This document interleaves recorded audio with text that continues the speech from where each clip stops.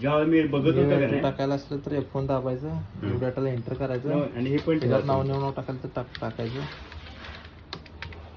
आता हे पुढच्या लाईनला जायचं असेल तर एंटर मारायचं. हे पुढच्या लाईनला गेलं, होम बीम काय काय लिहिले परत एंटर मारला, हे परत पुढच्या लाईनला गेलं. किती 65,000 अक्षर टाकायचं काय.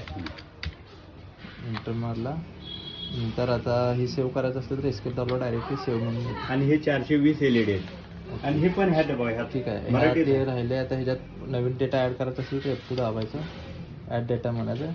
जो आपण आधीचा डाटा भरलाय त्याला अजून ऍड काय करायचं असलं तर इथे ऍड होतं. हे तर TYPP केलं मी, हे एंटर केलं, एस्केप दाबलं, आपला जुना डाटा आहे. इडिटचं पण लिहिलंय बघ,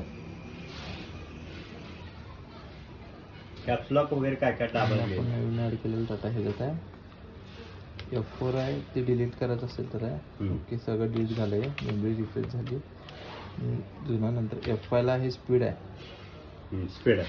आता हे जेवढं कमी ठेवलं ते जेवढं जास्त होईल. 1 ठेवला, आपण 3 ठेवले, एकदम स्लो. 1 ठेवून एंटर मारायचा आणि एक्सकेप दाबला तर एकदम फास्ट स्पीड झालं.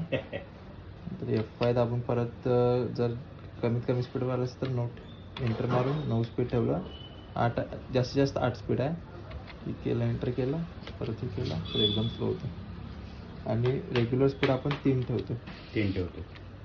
3 बास होते ना, व्यवस्थित होते. 3 मध्ये व्यवस्थित दिसते.